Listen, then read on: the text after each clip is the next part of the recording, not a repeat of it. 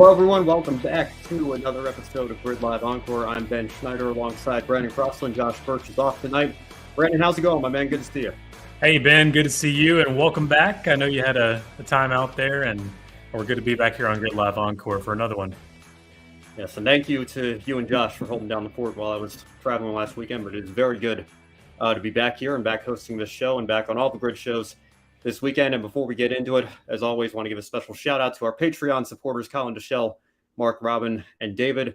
Your support means the world to us. Is what allows us to continue to grow this motorsports media outlet here at Grid Network. And if you like what you see tonight, maybe consider joining them in supporting this program here. Or if you'd rather make a one-time donation, you can visit Buy Me a Coffee. A link to that is also in the description box below. And as always, follow us on all of our social media platforms and hit the subscribe button if you haven't already right here on YouTube. Now, because I was traveling last weekend, I took some notes, and I do have some things I want to comment on that have taken place, not just in the series we cover, but also in the Cup Series as well, which I guess has turned into one of the series we cover, because once again, we've got a rain-delayed Monday race to talk about, and we'll get into that here a little bit later on in the show. But I do have some things that I want to touch on just real quick that you guys talked about last weekend, Brandon, with Josh as well.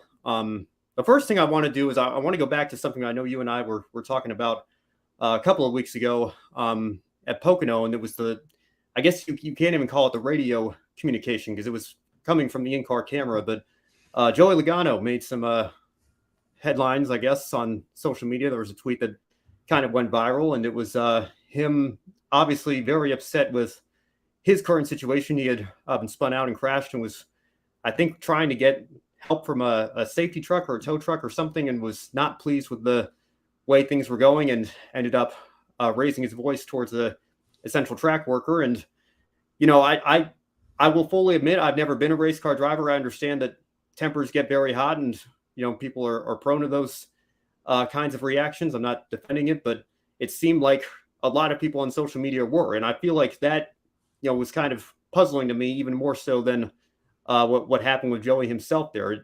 It was a little bit troubling, I must confess, to see some people in the social media comments saying that this makes me like Joey even more, and this is you know, something that makes me gain a little bit of respect for him. And I kind of laughed at that and said, like, okay, so cursing out somebody who's got a very important safety essential job at the track that's called on to life and death situations at worst, and we hope and pray that those rarely, if ever, happen. But, you know, cursing somebody like that out makes you gain respect for him. I had a hard time wrapping my head around that, Brandon. I don't know if you had any similar thoughts on that there. Yeah, I don't know how much I can comment on this as I kind of got over it after a week, I guess, or so. But yeah, it still does sit with me, though. Strong feelings, strong personal feelings, I guess, of this incident here. Joey Logano, or no matter who you are in the Cup level, Xfinity level, it doesn't matter. If you're in that kind of situation, again, we can't.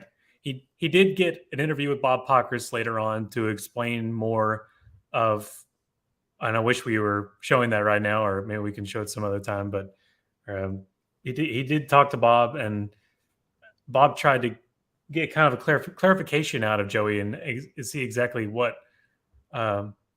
going on from his perspective.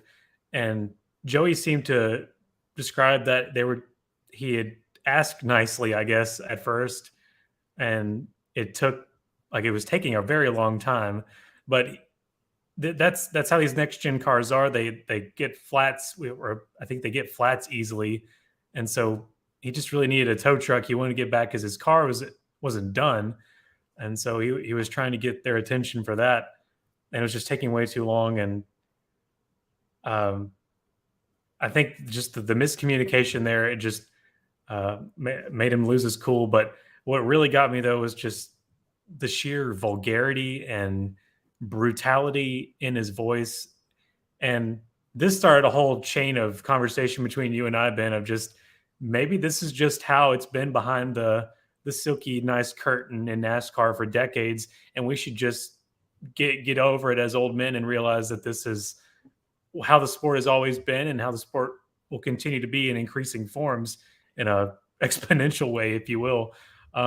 But it really just got to me that in a way, with his podcast interview, I recommend you go back and watch it. It didn't really feel like he was trying to move around in a way, didn't really actually apologize for his actions. He was almost sort of tried to more or less trying to justify them.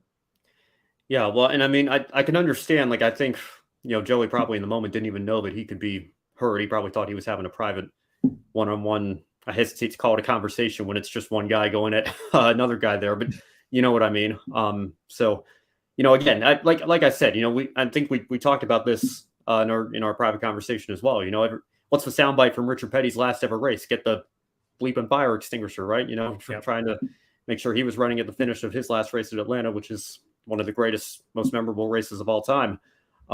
So I'm with you. It's not like something I'm going to hold a grudge against Joey Logano forever or anything. It was just more actually the fan reaction to it that I think that we have had this conversation before as well. I think a lot of times the fans don't even know necessarily what we want, because we always talk about that today's drivers are so vanilla. They don't have a lot of personality. We want to see them get more excited and fired up.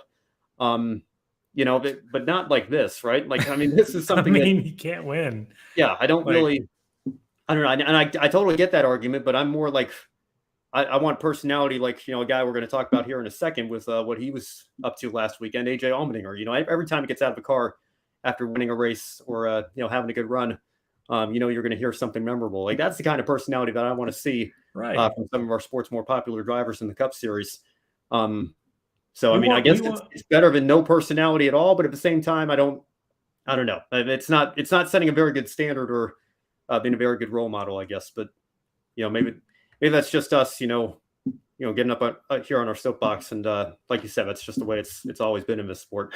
Yeah, I think what we want is marketable aggression. If we're going to get aggression, we just don't want you. We don't want you to be a jerk. Like this wasn't even like marketable aggression. This was just, if you were a nobody who went and did this, you probably would be detained or arrested or I don't know, something. Yeah. Well, it brings back thoughts of what Kyle Petty said after the whole Bubba Wallace Kyle Larson deal at Vegas last year. He specifically said, now it's a direct quote here, if I do that on the sidewalk, I'm in handcuffs somewhere, right? Yeah. Now, Joey didn't get physical with this safety worker, as far as I know, at least. I don't think he did, but certainly not to the extent that Bubba Wallace did with Kyle Larson last year. But again, I feel like sometimes maybe, on the one hand, that this is something that, is hardly new in this sport, but, I'd like to see us hold the Cup drivers in particular, especially a two-time champion of the sport, to a little bit higher standard rather than, just laughing about it on Twitter and saying that, oh, this actually makes me, Joey's starting to grow on me a little bit with this personality that he's showing. It's like, well, not personality like this, right? But, we'll leave that in the past for now, and we'll move on here. Like I was mentioning, drivers with a lot of personality. AJ Allmendinger, I think, is certainly one of them. He made some headlines last week. I think a lot of people thought it was a mistake on the Xfinity entry list at Road America when that came out. Bringing back memories of what he did last year, flying from Portland to Gateway to compete in the Cup race. But the difference is this year he's running for Cup points rather than Xfinity. And so the question became, is it worth sacrificing practice and qualifying at Richmond when you're kind of on the playoff bubble here, trying to sneak your way in? Maybe you have a shot on points. I think he's got a better shot winning at the Indy Road Course or Watkins Glen here in the next couple of weeks. But, Brandon, what were your thoughts on that here? I know you talked about it a little bit last week, but to me, I feel like even if AJ had won the Xfinity race, I still don't really understand why you would give up, even though you don't get as much practice time as you used to. If the Cup Series is your priority, I feel like that needs to be your priority. And plus, you've got two more road courses coming up before the playoffs anyway, and you've got two starts to go. Why make the trip out to Road America when you could run the Indy Road Course in Watkins Glen in Xfinity? Yeah, Josh and I both agreed it was a mega oopsie on the part of AJ Allmendinger. And but you can't blame him because like you said, like it worked last year going from Portland to Gateway. Maybe not on both sides, but you win the Portland race, you scoot over and do pretty well. But you can't plan for things like this either. So going to Road America and getting shredded out, and then, oh great, well now I can't qualify at a short track where track position is everything, and so you end up just paying for it, just having an overall really bad weekend. And I know that if he would have, I don't know. I guess he still would have had a bad time at Richmond, wouldn't he? Even if he didn't tear up the car at Road America. But well, I think that's part of the argument too. AJ mentioned that it hasn't historically been one of his better tracks, and so if this is what Matt Colling and Chris Rice wanted him to do, and he's been on the record several times saying whatever they want me to do, I'm willing to do for this team that I've helped build over the last several years, and I can certainly respect the decision that he made. I know he loves to race the road courses, and Road America's where he got his first Xfinity win 10 years ago with Roger Penske giving him the second chance after that whole deal went south after the drug test in 2012. So, I understand and respect the right to that decision, but at the same time, I feel like when you're in a tight championship or playoff cutoff race there, I think giving up that track time in the Cup Series is just, I don't know. Like you mentioned, I think there's a very good chance they might have struggled anyway, but if you lose the championship or if you miss the cutoff by 1 point or 2 points or whatever, the difference would have been finishing 25th instead of 27th or whatever he was there. And, does that extra practice time make a difference? It's great for Derek Kraus to get some experience in the Cup car. I'm glad that they were able to make that work. But again, I think it's something we're going to look back on and, maybe raise our eyebrows a little bit, especially if he ends up missing the playoffs.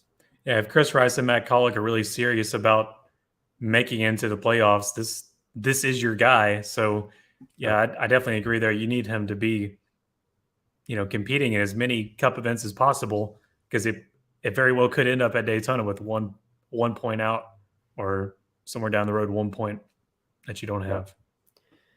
Yeah, and Justin Haley had a great run the Chicago Street Course too. The only problem was one of the greatest supercars drivers and street course drivers of all time was standing in his way there. But maybe he'll surprise us again over the Indy Road Course coming up this weekend. But colleagues certainly have some work to do and in fairness, I think they turned it around a little bit from where they were at the start of the Cup season. I think they were really behind. We started to see some strong runs out of Allmendinger in particular. I know they didn't get the results today at Michigan in the Cup race that they probably should have with the speed that they showed earlier in the race, but we'll see what happens over there. Want to talk about a couple of women in motorsport here real quick. Congratulations to Sophia Flourish. I know she thought she had made some history earlier this season, but had a points finish taken away from her. Finally getting that points finish, I believe it was P8 in the Formula 3 race the past weekend. So well done to her. Not so well done to Haley Deegan, unfortunately. Missing the playoffs with ThorSport Racing and not particularly close. I saw a tweet from I think it was Austin Koneski here. And she, I believe the margin, I'm trying to pull the tweet up. I apologize. I thought I had it pulled up here. Stuart Friesen, Chase Purdy, and Haley Deegan are the notable drivers to miss the Truck Series playoffs. Friesen and Deegan are disappointing. Purdy's situation was different with KBM moving to Chevy. Deegan missing by 172 points with ThorSport Racing is pretty crazy. And Brandon, I don't know if you have any thoughts on that. I know it's certainly not been the season that Haley Deegan has been hoping for. We were hoping to see her take a couple of steps forward from where she's been with David Gilliland Racing the last couple of years. But 172 points, not only do you miss the playoffs in a ThorSport truck, that's a fairly substantial margin. Yeah, there's not much more you can add to that. All I know is you got to finish races with no damage to do well in the points in the Truck Series. And Haley Deegan still hasn't really been able to put together a full season where that's the case. And I mean, when it boils down to it, that's one of the very basics. You need to keep the truck in one piece and avoid the incidents and have good, consistent, solid finishes. And that's just not happening as often as we'd like. And it shows in the points margin there how far she is out. At some point, I think you have to just be honest, and sometimes you have to be brutally honest here. Haley Deegan statistically is on pace to have the weakest season from a ThorSport driver in that 13 truck since Willie Allen in 2007, Kerry Earnhardt in 2006. If you look at where she is tracking to finish in the points here, only having one top 10, it's been a long time since the ThorSport truck has been that far down the running order. And that was the argument that I think some people use sometimes to try to defend her over the last couple of years and saying, look, David Gilliland Racing is more kind of a B team than an A team. Maybe she's not getting their best equipment, and it's a team that has had a lot of success in ARCA and K&N, but trying to build up their truck program, maybe they're not quite where they want to be. When you're in a ThorSport truck, I think that's a team with a lot of proven championship history and perennial championship contenders, certainly contenders to win races week in and week out.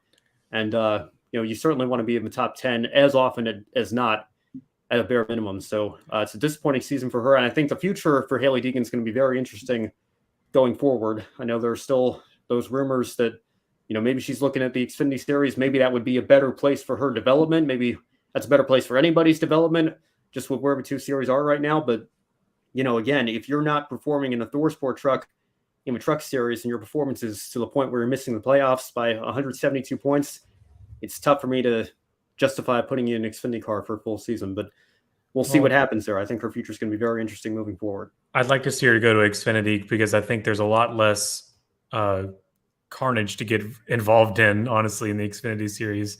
Now, there is still plenty, but I mean, let's be honest. Looking at Xfinity to Craftsman trucks, there's a lot. If you're a competent driver, there's a lot less chance you're going to get stuck in stuff that didn't belong to you in the Xfinity Series, by and large.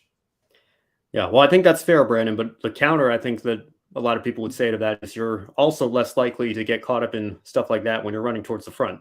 So, you can make the argument that, a lot of the stuff that she's been caught up in hasn't been her fault. And I think that's true to an extent. But at the same time, when you're running towards the back of the pack, there's exponentially more trucks in front of you that if something goes wrong, you could get caught up in somebody else's mess. So again, we'll see what happens there, but I'll say this much. If she goes to Xfinity, you thought this year was a make or break. 2024, I think, is absolutely make or break for her. She needs to step up and she needs to perform. And I hope she does, because I think ultimately she's a very marketable driver. And in a lot of ways, I think her success is going to be NASCAR success. We've kind of been waiting for the next female face of the sport after Danica Patrick's retirement from the Cup Series. So if Hailie Deegan could fill that void, I think that would be great for everybody in the sport in many respects. But unfortunately, with how she's running in trucks, I just don't see it happening, at least anytime in the near future for her. Certainly not in the Cup Series, but we'll see if she gets an Xfinity opportunity next year. Yeah, if she does well in Xfinity, it's definitely not the ladder of success that we saw a few years ago. Definitely not. And it's definitely not the conventional ladder, but hopefully it'll work out for her if that does happen. Yeah, for sure. All right, one more thing. I just want to give a shout out to Red Bull Racing. I know we're on the F1 summer break right now, but I think Christian Horner even admitted I don't think he could have ever dreamed that they would have started perfect, winning 12 races in a row to start the year. But I do have one thing to say. I'm a little disappointed in Helmut Marko's comments that he made regarding their number 2 driver, Sergio Perez. And I know Perez has been a little bit lacking in terms of, being a reliable podium finisher. He's had to come from the back after some poor qualifying performances over the last several races. But he is still solidly second in points. I think in a lot of ways, he's the perfect number 2 driver because he's good enough to get you a win in a top car, once or twice a year. But he's never going to be the Nico Rosberg to Mercedes Lewis Hamilton, right? He's never going to take the fight to Max Verstappen for the world championship. And, I think that, we can say that as analysts and we can look at his results and, say that in a lot of ways it's perfect that he's at Red Bull Racing because he is the perfect number 2 driver. But it was just the way that Marco came out and said he's woken up from his championship dreams here, and now he can start focusing on doing what he needs to do.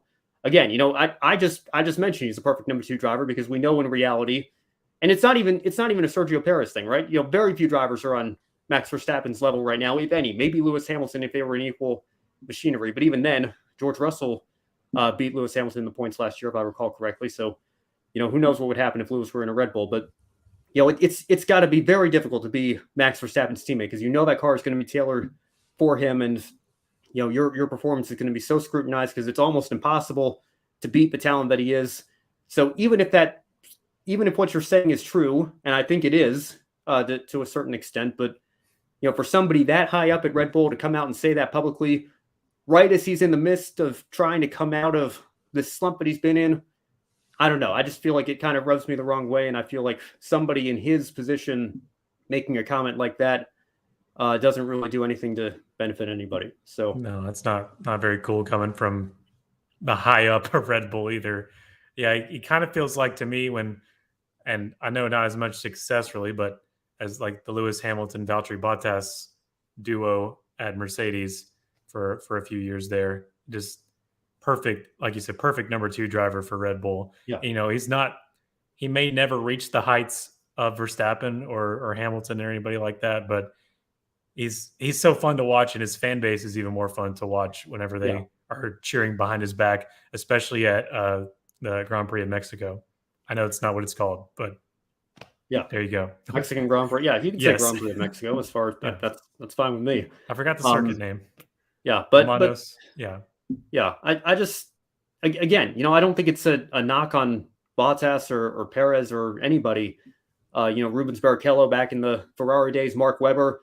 Mark Webber, honestly, you know, he did give Vettel and a couple of other drivers a run for their money in 2010.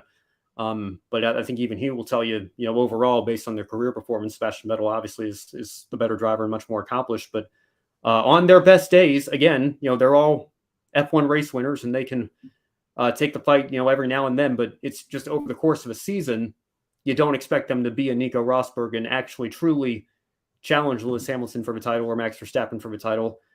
You know, but as true as that may be for somebody that high up at Red Bull to say that at this particular time, particularly as he's coming out of a slump or trying to come out of a slump, I just think it doesn't do much for Checo's confidence there. And, you know, ultimately, you know, if it hurts his confidence, he starts performing worse again. He can point to the comments you made. Maybe you harmed your own team's morale by doing that. So maybe. Again, yeah, I mean, Marco's got a history of being very blunt and very ruthless with his drivers and everything. So I can't say I'm too surprised, but it just kind of rubbed me the wrong way seeing those comments in that context from him. Even if they're true, I don't think there was really a need for them.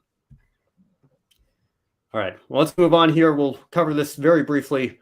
Unfortunately, Josh couldn't make it tonight, so we'll just go through the Moto2 and Moto3 results. It was a thrilling MotoGP battle, the British Grand Prix this weekend, but also some Moto2 and Moto3 action going on here. Congratulations to Furman Audiger there for winning in Moto2, and we'll take you through the rest of the results there, the final third or so, and then on to Moto3. David Alonso picking up the win in that category, and on to the second page of results there. Again, you can pause the video if you want more. Unfortunately, as I mentioned, Josh is off tonight, so he can't give you the in-depth analysis that we are usually able to provide, but there are the results for that race weekend. Now moving on to Indy next. Congratulations to Christian Rasmussen, who took the win after starting up front due to qualifying being rained out. He prevailed in a spirited battle all throughout the race with Hunter McElroy.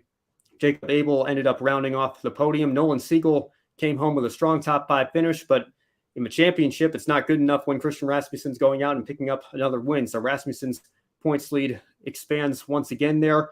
And also of note, Jamie Chadwick picked up her best career finish in Indy next so far this season with a strong 8th place finish coming from the back of the grid. Again, qualifying was set due to points because it was rained out. So Chadwick had to work her way up through the field, and she did just that and came home in 8th place. So good to see her taking some steps forward, and we'll see what comes of the rest of her season in Indy next and looking ahead to 2024. Again, there are those rumors with what's going to happen with Roman Grosjean here. I think a promotion to that DHL seat in the top series would be a little bit premature for Jamie Chadwick at this point, but maybe in 2025, it's something that she can set her sights on and maybe be on a career path to a solid IndyCar career. But we'll see what comes of that for her. A great run nonetheless. Brandon, you have anything to comment on the Indy next results there? No, it's, I love seeing all the different classes come out there to Music City, and really excited for that event, especially next year, taking it on Broadway. I know you already talked about it yesterday on Live Wrap Up, but I'm just I guess I need to figure out a way to go there now because I've missed these 2 years of it being on this kind of, and we're kind of ignoring downtown. And I remember talking about this on this show of how I'm kind of disappointed how they set the layout when there's so much better places to put it in the city.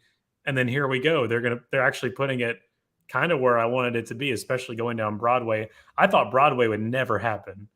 And so that was a big surprise to me. We're not only that, but we're keeping Koreans Vets Bridge too, and we're making it a hairpin.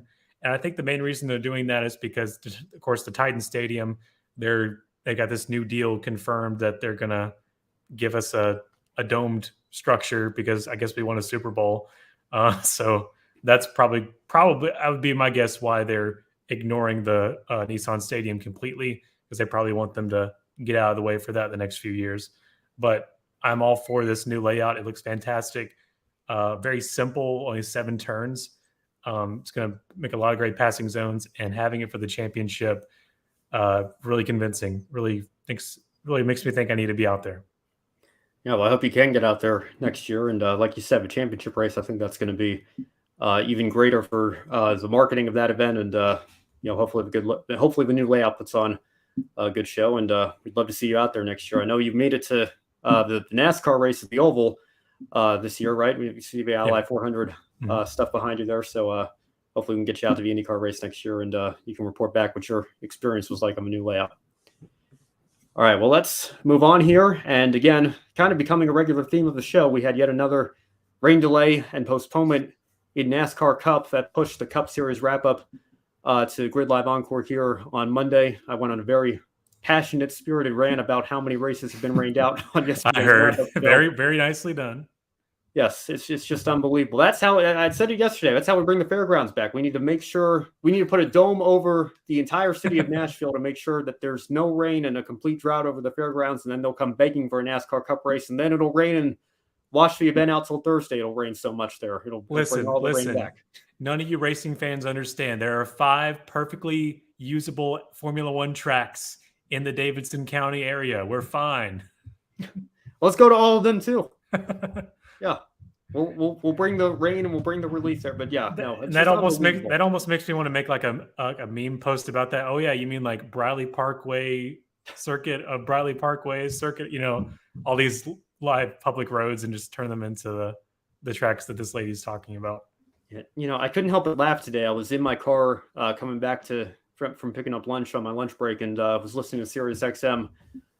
Listening to them about to go back green, and then they had to wave it off a couple times because the mist came back. And you just have to laugh at some point, right? With how many weather issues we've had this year. Fortunately, it was a very short postponed restart there, and they were able to get the race in this afternoon. And congratulations to Chris Buescher. I think we can officially say RFK Racing is back now. His second win in a row, a thrilling battle with Martin Truex Jr. Chaotic race, but certainly RFK has turned the momentum up, and you see Brad Keselowski, the co-owner, up there in 4th place as well, still looking for that win at his home track as a driver. Now he's got it as an owner, however, and I'm sure that has to feel very good. Brandon, is RFK now the best of the 4 teams in the sport? We've been talking about how they've kind of been behind Chevy and Toyota in the Cup Series this year, but RFK's really come on strong these last couple of weekends with Chris Buescher. Yeah, I don't know if they're the best Ford team yet, but they're definitely up there. And it's Chris Buescher, man. And this, I agree with Junior. He was saying that this was the next step. They needed to win multiple races in a year, but they didn't expect that it was going to happen back to back. And that's really cool for Chris Buescher.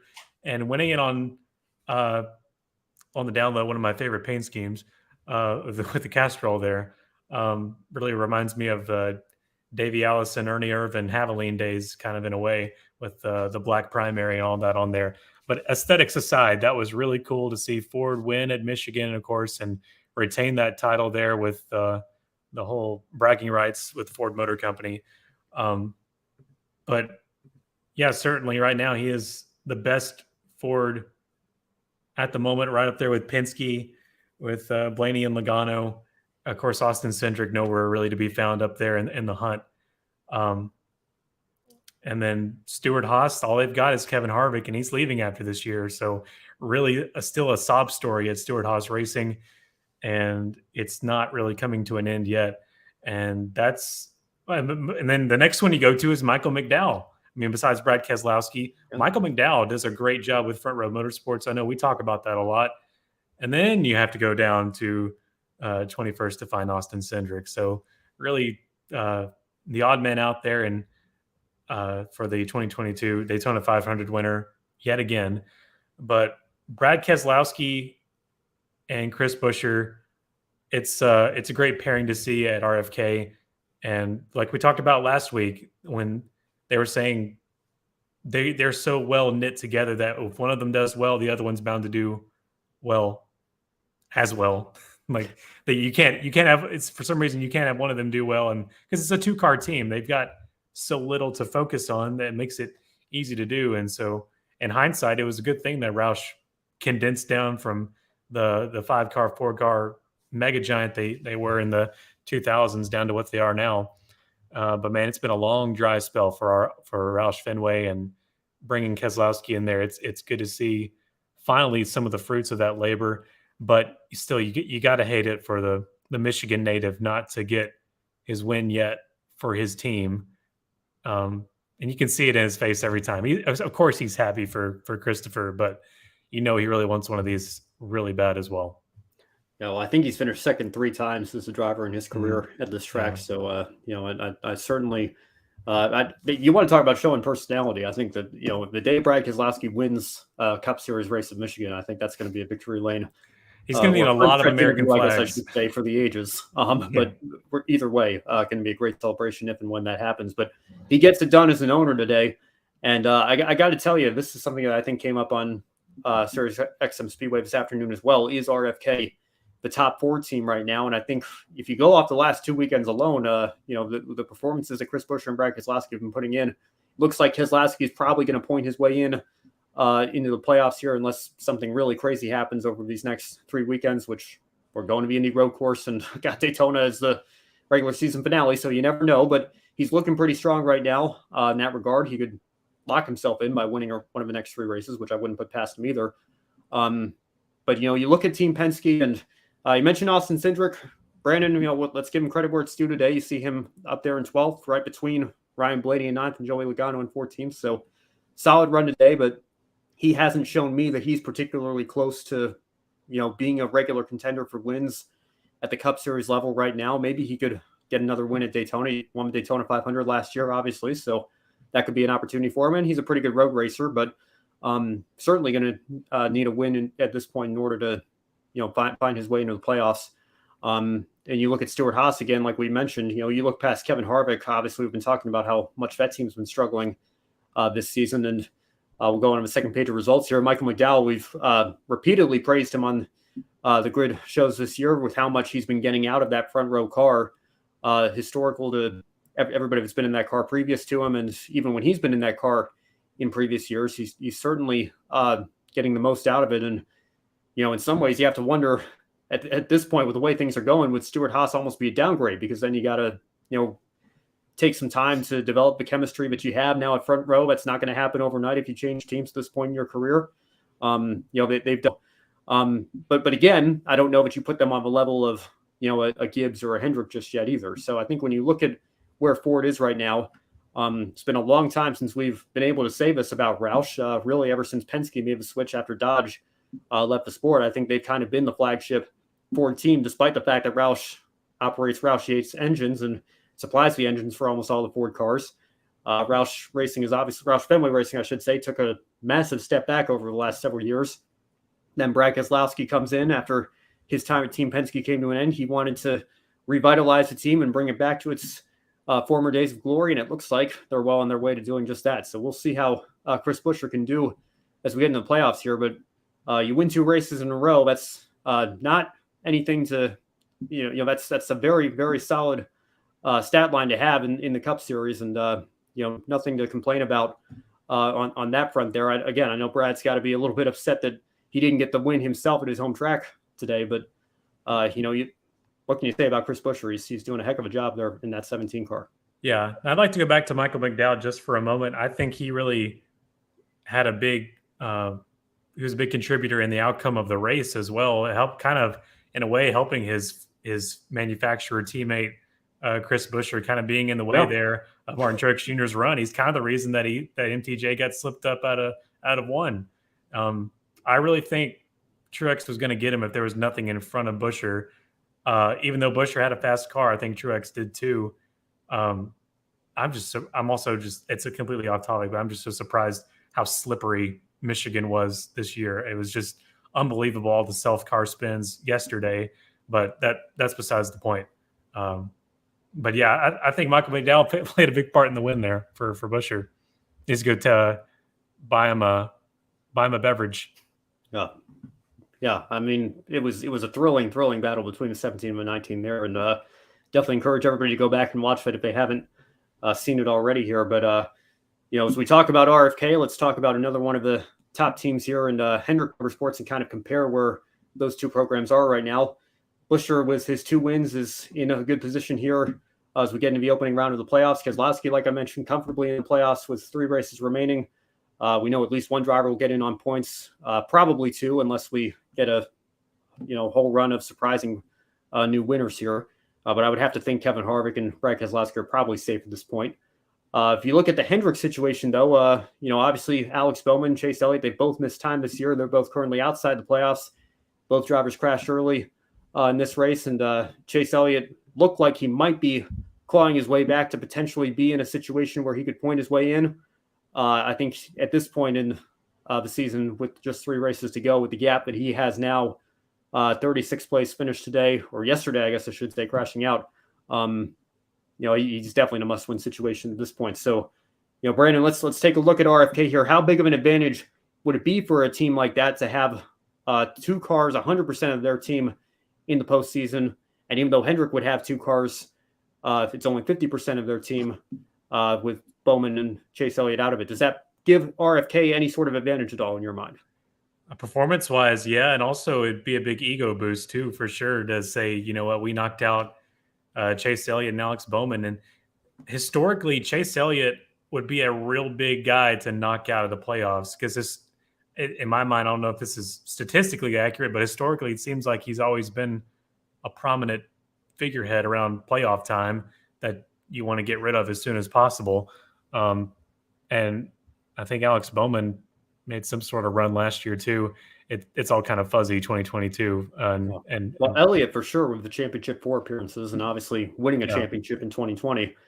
And I got to tell you, I know, I'm not putting the tinfoil hat on and saying, NASCAR is going to try to help certain drivers here, but I can tell you they certainly have to be, the business side of them certainly has to be hoping that Chase Elliott can find a way into the playoffs because, I would never do this, Brandon. I know you would never do this, but you got to think there are some Chase Elliott fans out there who are probably going to say, my driver's not in the championship fight. I'm not going to watch the last 10 races of the year, right? So, as silly as that is, I think it was proven when Chase was out earlier this year and the ratings kind of dipped a little bit. I mean, that's just the reach that he has and the fan base that he has.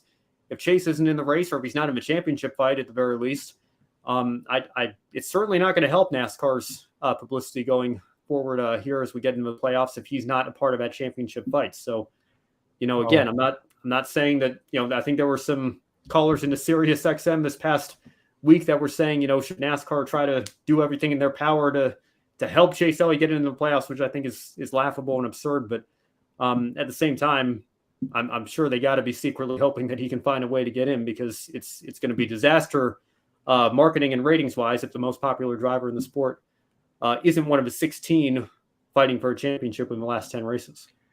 Well, Josh isn't here, so I think I need to be the loud one on his behalf. Ben, why would you say a thing like that? Because now it's going to happen. Dang it. All right, I'm done. Well, hey, he's a very good road course racer. He picked up his first ever win at Watkins Glen, and of course, anybody can win Daytona. So I'm certainly not going to put it past him, but I don't think he can point his way in at this point. It looked like there might be a path forward for him to just go out and get some solid runs under him. And not after Michigan. Yeah, no, you can't do that. You can't rely on that now. Maybe mathematically there's still a possibility, but you can't rely on everybody in front of you falling out or having a bad run. You got to go out and win at this point. So that's a path forward for Chase Elliott. And you can see really not a very good day for Hendrick Motorsports there. William Byron down in 35th, Alex Bowman in 33rd. I don't know off the top of my head where Kyle Larson was. We'll go back to page 1 of top 5 for Kyle Larson. So I guess that was the silver lining in what was an otherwise very poor performance day for Hendrick Motorsports. But again, particularly for Alex Bowman and Chase Elliott, not the weekends that they needed, looking to try to work their way back into the playoffs after having missed some time earlier this year. Now, one moment from Sunday that had a lot of people talking was an incident between Ryan Blaney and Corey LaJoie. The 2 drivers made contact, and they were seen under the rain delay discussing the incident on pit road. So, Brandon, again, you want to talk about a small team kind of ruffling the feathers of one of the big teams here. We've talked a little bit about how Spire seemed to have taken a step forward, particularly with that 7 car in Corey LaJoie this year. Was this more just hard racing in your point of view, or was it a case of a big team getting a little bit of their ego hurt a little bit by having one of the smaller teams, Inspire Motorsports, be able to take the fight to them and run with them a little bit? I don't really know what exactly this was because I to be honest with you, when it was live, I kind of missed it after we were already in the rain delay again. All I saw was Corey LaJoie and Ryan Blaney having a discussion, and it looked like the heat had already died down, and they were just kind of, showing they're not really mad anymore. They're just trying to explain. They're trying to get around why they were frustrated in the first place, I guess. But which was good to see. But the Spire Motorsports, they're serious about Corey LaJoie. Obviously, they've got him extended. Yeah, just re-signed him. Yep. Yeah, just re-signed, and Corey LaJoie is a serious driver. Like he really wants to be there, and he's shown that he's very one of those drivers that's very hard on themselves because he knows what kind of privilege it is to be there. He worked hard to get there, and he wants to stay there. He knows he's not in the best equipment. So yeah, he's definitely the one that's the little team there, and the big team would be Penske. But this is I really don't know what you call this here because I honestly didn't see it that well. Yeah, well, I think that, and I saw, the NBC broadcast as well. I think they even mentioned that, it seemed like, I don't know if they were smiling sarcastically or what the situation was. I obviously wasn't there. I couldn't hear what they were saying to one another, but, there were no punches being thrown or anything. So clearly it was, nothing major or serious like that. But none that we saw. I do think, sorry, what was that? I said none that we saw. None that yeah, well, that's true. But, I think you saw it again today. Corey LaJoie, a top 15 in that Spire car. I think that's a very solid run. How about Ty Dillon as well? I know that, Ty's not taking the same step forward that Corey's taken this year, and a 20th place result may not seem that great on paper, but, it's not a stat that NASCAR logs officially, but, I think that's a nice solid run for Ty Dillon, all things considered, given where he's been this year. And again, I was still in the office as the race was going on, so I can't verify having seen how many laps he led, but I did see a tweet that said he was briefly in the lead during one of the final pit cycles. So, take that for what it's worth. Leading a lap, I still think has to feel good if you're in that car. So, Spire just, I think, continues to get a little bit better year after year. I know they have a lot of long-term goals, and, people were wondering after they purchased the Furniture Row charter, like, are they really serious about trying to become competitors, or is this just a money grab, knowing that car's finished so well in the Owners' Championship the last several years with Martin Truex and Furniture Row, and they know that they're going to get a good charter payout if they make this investment here, and they can just do the bare minimum and get away with it. I think what you've seen from Corey LaJoie in particular this year, they're serious about this over at Spire, and they're serious making a commitment to Corey as well, like you mentioned, Brandon, having just re-upped him with his Cup Series contract. So, like I said, it's great. It's great to see them having good runs, and if you can get under the skin of some of the top teams like Penske, I think that you got to be doing something right in terms of taking the step forward. Yeah, Corey's definitely not just going to let people, take advantage of him, I guess. So, I mean, I've seen some slight improvement from Spire Motorsports, and I can see it trending that way if they keep making gains like that with the Hendrick backing as well. Yeah, no doubt. All right, well, let's move on to the ARCA Menards Series here real quick. And Jesse Love picked up yet another win, coming out on top once again, but that does not tell the entire story. We saw thrilling battles for the lead with the Venturini cars, Gustine up there as well, Connor Mosack in the 18 car. I don't know how he finished third in that race. I thought he was going to wreck twice, but ended up making some great saves there and bringing the car home in P3. How about Andy Jankowiak as well with a fourth place run? Even he took the lead very briefly there. We saw them 4 wide below the apron on the backstretch, and he probably had the lead for a good 500 yards or so. Ended up still finishing fourth, which is a very solid result for him. And Frankie Muniz as well finally got that top 5, and I know he's been wanting that for a very long time, and he had to overcome some adversity as well. He got into the wall early in the race. He thought his race might be done. The team repaired the car, got him back out there, and he came home with a 5th place finish. So, Brandon, when you look at the entire race, all things considered, was this the best ARCA racing we've seen since the season opener at Daytona? It certainly was fun, Ben. The 2 mile oval and ARCA just, just piece de resistance. It goes very well. And same with Daytona. And also Mid-Ohio was a lot of fun too this year, despite the controversies, obviously.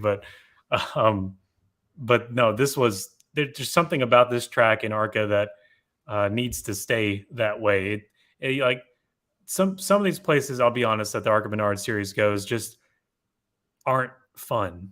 I don't know. It just becomes following the leader type of places where there's not much they're able to do, and they just feel slow. But in Michigan, they're still slow, but it didn't feel that way because of all the action that was going on, plenty of side by side racing, and it was very fun and very similar to Daytona in that respect, but some different kind of racing than Daytona, certainly. Yeah, well, I'll echo what what Kobe said on the wrap-up show yesterday. If you thought Greg Van Alst gave you a passionate celebration at Daytona this year, if Andy J wins an ARCA race, I guarantee it's just going to be right up there with Greg Van Alst earlier this year. But I'm with you. Great to see some great racing in Michigan, and obviously in the Cup Series as well. It brings back some bittersweet memories, though. I'm very upset that we're losing the 2 Mile Oval at Auto Club, because I think the 2 Mile D-shaped ovals in this sport have put on some of the best racing in recent years, and Michigan is certainly another example of that, both in the Cup Series and something completely different with the ARCA Menards Series.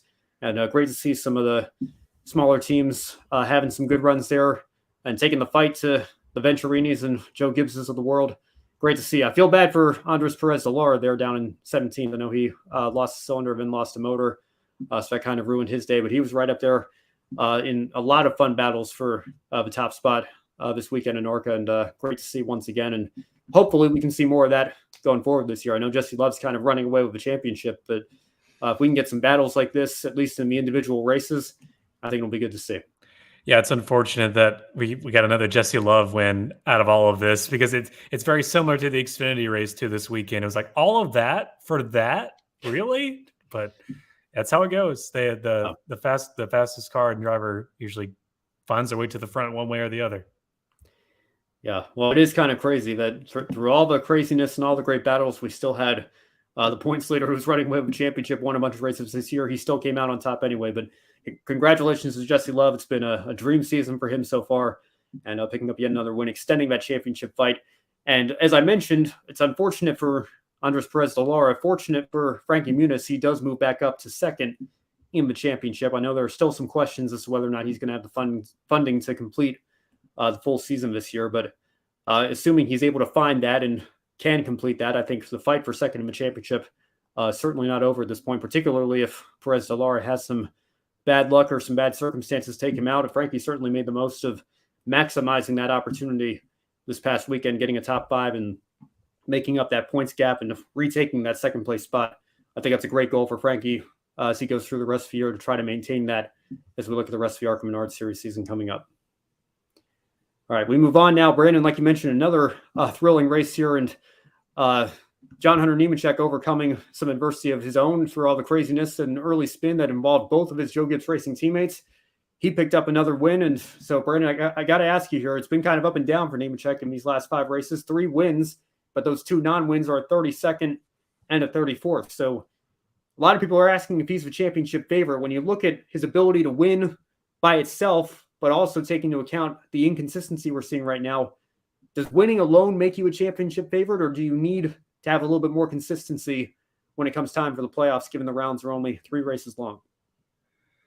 I think John Hunter Nemechek is consistent enough of a winner that he can probably scrape his way through somehow, some way through the playoff system. We'll see how that theory goes, but yeah, the 32nd and 34th don't look good at all. But I still think we'll talk about who we think the other ones are, but I think John Hunter Nemechek definitely has got to be your number one championship favorite with those 5 wins on the season. I think he's at number 5 now with that one at Michigan. And that's the secret sauce you're going to need to get through the rest of this year, and especially when we get down to the final bits.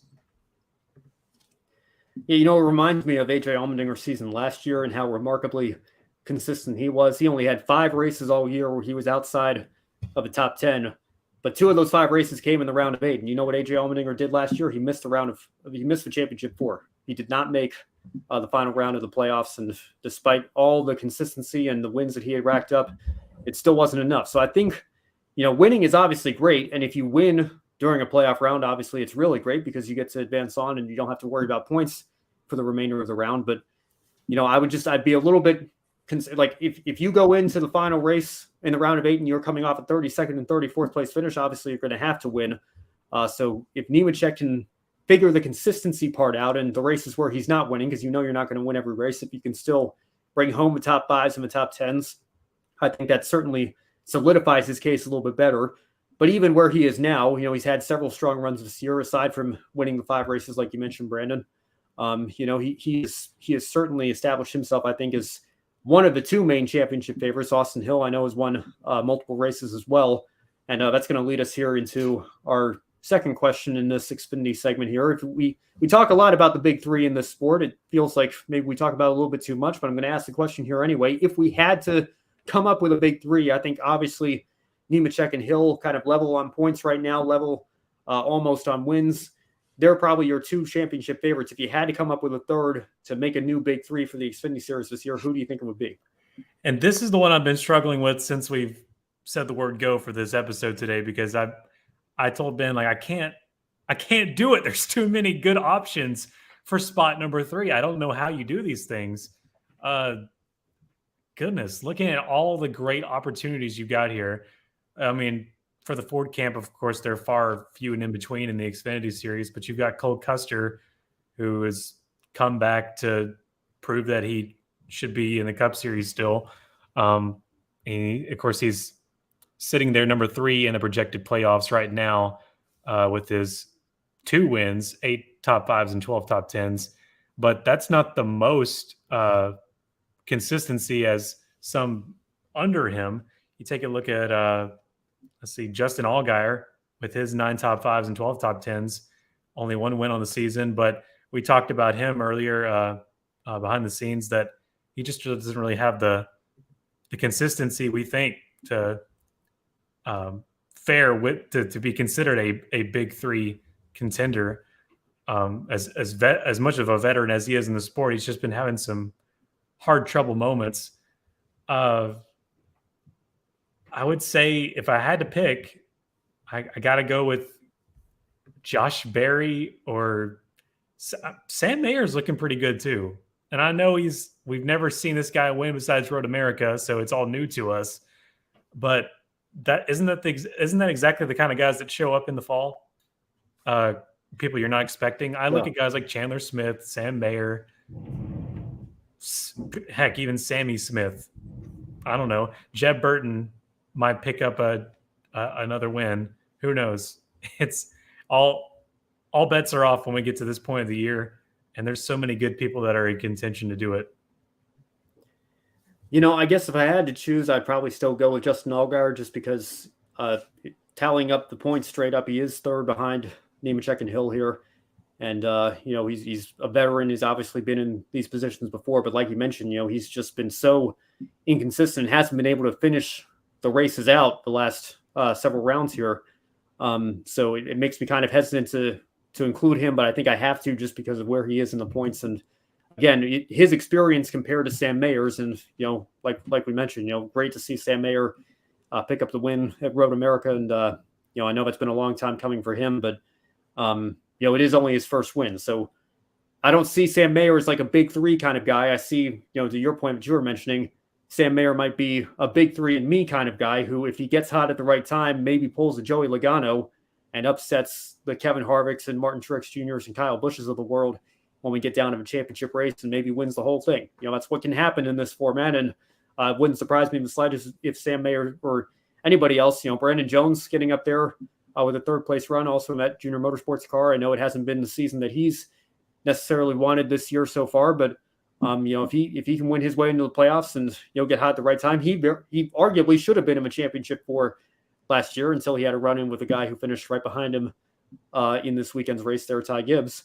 You know, I think that any of those guys, if they get into the championship 4, that's all you have to do. And then, all bets are off when we get to Phoenix. But in terms of kind of picking a big 3 right now, obviously Nemechek and Hill are your 2 favorites. I think I would still lean Allgaier. That's a safe bet. As I look here in the standings here, on an off topic, I still want to say I don't think Riley Herbst is going to win the rest of the season. That's still on my mind. I still don't think he's going to make it. Yeah. Well, let's give Riley some credit. He is having some solid runs. To see him up there in 6th place this weekend, finishing ahead of a Cup Series regular as well as Ross Chastain, making his grand return to that colleague number 10 car. But I mean, I know Riley's kind of in a similar position to Sam Mayer. He's had some strong runs, but when is he going to break through and get that win? But if he does, I'll tell you, sometimes it can be a massive confidence boost, and we might see a massive step up in overall performance there. So we'll see what happens with Riley the rest of this season. It's reverse psychology. I say it so he will win. There you go. All right, well, let's close out the show tonight with one final bit of an open segment here, but it impacts the Xfinity Series. I think you guys mentioned it briefly on last week's show. I had this in my notes while I was gone segment, but I figured we'd save it for the end here with it tying in nice with the Xfinity Series. We have a new TV deal. I know there's been a lot of rumors as to what was going to happen. Amazon potentially getting involved, and is Xfinity Series going to go to a strictly streaming platform, or are we going to see Fox or NBC re-up here? I don't know if anybody expected this with the CW. So, Brandon, I just want to ask you, is this a surprise to you? And when you look at the aspects of this deal for both the network and the sanctioning body of NASCAR, is this a victory for NASCAR's second-tier series here in Xfinity? I think it's a victory for them to go somewhere else. Definitely to be something away. I love the media side of things, so I'm all for this question. I love that they're going to a third party, because here you've got Fox, you've got NBC Universal.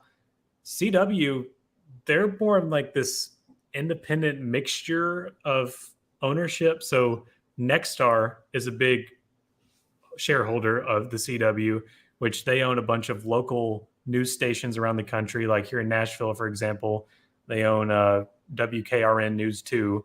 But I mean, look in your major city nearest you in America, they probably own one of the local stations there. So really a weird mixture of ownership with the CW. So, but either way, it's cool to see a third party in any level of the top 3 national series. That alone is a big win for NASCAR, because being in this deal so long of just Fox, NBC, it's nice to finally have a TNT Summer Series feel, or a CBS, or somebody stepping back into the game and getting rid of the duo dynamic. We got 3 players in the game, and it gives Xfinity also their own separate platform. And that's going to, I don't know exactly what it's going to do yet, but I think it's going to definitely attract them to a new audience. The CW, that's what gets me, though, that this is a network that I don't relate to as a sports network at any time of the day, but it looks like if you look at the CW's socials, it looks like they're trying to develop a sports avenue of their network. I don't think it's something, I can be corrected if I'm wrong, but I don't think this is something they were historically. When I think of the CW, I think of like these, like, I guess the Flash, like the DC. I think it was, shows like that, stuff like bingeable, high budget TV shows, dramas, which is, kind of like what TNT and kind of like what USA was, but USA, I get why they went to that, because it's basically NBC. It's NBC Universal, Bravo, right. Sci-Fi. They're all under that umbrella. But it's really cool that it's going somewhere different. And that to me is a win that can open up the doors to possibly ESPN again, or if we even want them. But, somewhere else. It's cool to see a third party step in. Yeah, well, I'll tell you, I can only think back to the 100 Days to Indy series that just ran recently on the CW, and picking up a couple of other sports as well. I think they're certainly becoming players in this market here. I think of the CW. I grew up watching Steve Harvey's Family Feud on the CW. The Philadelphia channel there had the rights to that syndicated program, but certainly not something that I ever associated with sports really. But they're certainly becoming a player there, and I think a lot of people, it's kind of a niche kind of channel here with, again, a fan base and something completely different, like you were mentioning with the DC shows and everything. I think people might not realize it's technically network television.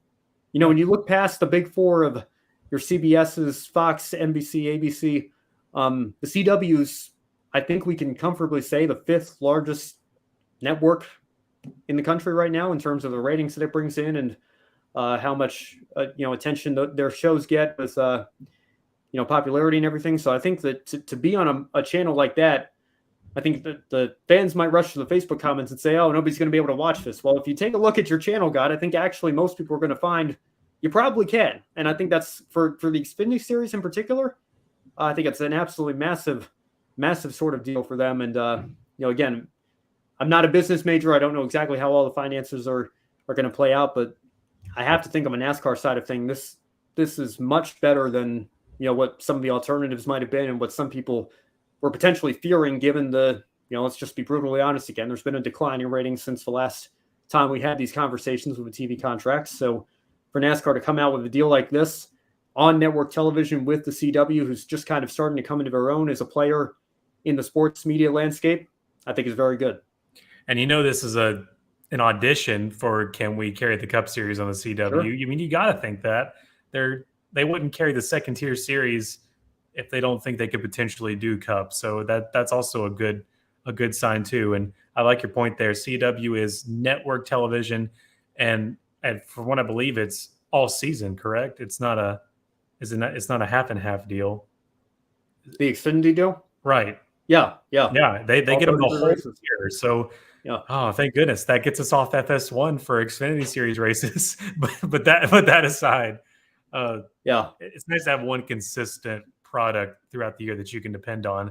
And as I'm interested to see what their package looks like. What are they going to follow everyone else and have all the timing and scoring on the left hand side of the screen? A bunch of stuff you could go into. I wonder what they're cooking at the CW. Yeah, and it's hardly the first time. I mean, the Truck Series still to this day is FS1 exclusive or Fox Sports exclusive. They try to, I think, put 1 or 2 races on network television every year. But growing up, obviously, I remember the ESPN days, the last time they were involved in the sport, carrying the entire nationwide, I guess, at the time schedule there. But, Speed Channel back in the day, if you want to go back that far, obviously part of the Fox Sports umbrella. And Fox had the first third, I guess you can say, of the NASCAR Cup season, and then TNT came in for 6 races, and then ESPN carried the second half of NASCAR of the Cup Series season. So, this is going to be very interesting to me to see the CW go all in on the second tier series, because historically, the previous partners that have had Xfinity and had trucks, it's really kind of been a secondary thing to their Cup Series coverage. If the CW is serious about this, if they want to audition for Cup Series coverage, what is their Xfinity coverage going to look like? I'm very intrigued, and I think, obviously we'll hold judgment until we see the finished product out there in about a year and a half, but I'm very optimistic for where this could go going forward for both the network and for NASCAR. So many questions on this. Like, I know we'll end it here, but who are they going to pull? What superstars are they going to get over the CW? Are there brand new talent that they're going to bring in? We a lot of questions to answer. It's really cool to see. Yeah, and to that point as well, and then we'll go into one shining moment.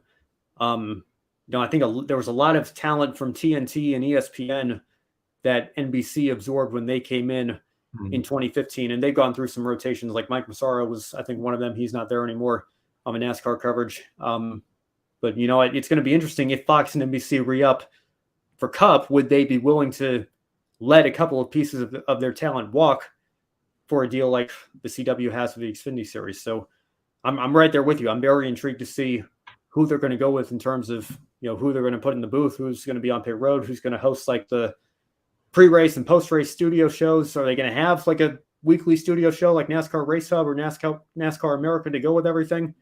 I don't know, but it's going to be very intriguing going forward. A deal like this is I think a massive win for NASCAR, all things considered. And also, man, we could make a whole episode about this topic. I'm serious, but one more thing. This is what you and I have been waiting for too. This gives the other 2 networks that have been stagnant for so long competition. Yep. It gives someone that can do better than you because they care about it more and it's going to make you have to act up, sink or swim, act up, or CW could be taking some of your portions of the schedule. There you go.